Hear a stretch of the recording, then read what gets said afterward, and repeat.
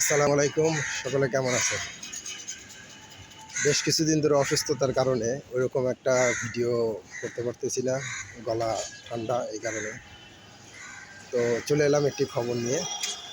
অনেকেই বলতে পারেন যে স্টেজ গ্রুপের শেষ খেলাটি সবার কেন একই সময়ে হয়।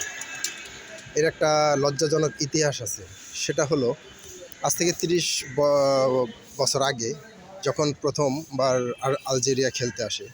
আলজেরিয়া যখন খেলতে আসে গ্রুপ স্টেজে জার্মানি এবং অস্ট্রিয়ার সাথে পড়ে।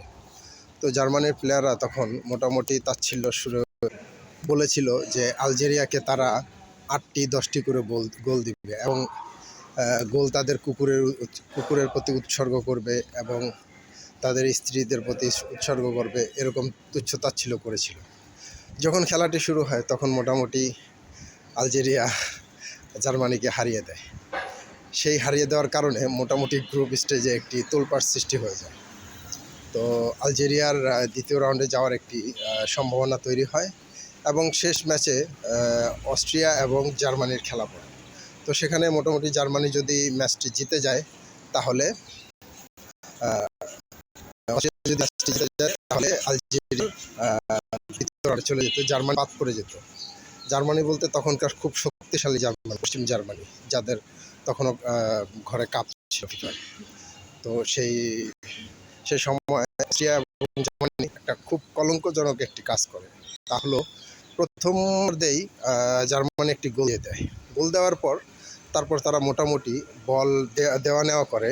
তারা প্রকৃতপক্ষে কোনো খেলা খেলে না, জাস্ট তারা বল দেওয়া নেওয়া করে। এটা দেখে মোটামুটি স্টেডিয়ামের যত লোক দর্শক ছিল সবাই ধ্বনি দেয় এবং মোটামুটি সাংবাদিক, টিভি চ্যানেল যা আছে সবাই মোটামুটি ধ্বনি দেয় এবং ধারাভাষ্যকাররা বলতে থাকে যে আপনারা যারা টিভিতে খেলা দেখছেন তারা খেলা দেখেন না, কারণ এটা খেলা হচ্ছে না, এটা একটা হচ্ছে জালিয়াতি।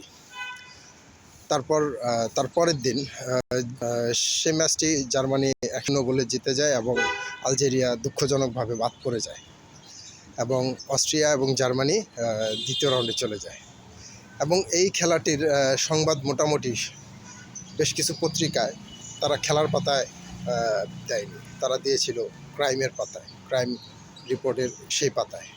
তো সেখানকার মোটামুটি সাংবাদিকরা এটাকে ক্রাইমের পর্যায়ে নেয়। আর ফিফা তারপরে চিন্তা করে যে না, কারণ ফিফার কাছে এটার কোনো সঠিক তথ্য ছিল না, যার কারণে ফিফা এটা জালিয়াতি প্রমাণ করতে পারেনি, তাই কিছু করতেও পারেনি। যার কারণে ফিফা এরপর একটি ডিসিশন নেয় যে গ্রুপ স্টেজের শেষ খেলাটি সব খেলা একই সময় হবে, যাতে কেউ বুঝতে না পারে কে গেল, কে যেতে পারবে না, এসব নিয়ে। যাক, আপনাদের কাছে এই তথ্যটি জেনে কেমন লাগলো? ধন্যবাদ।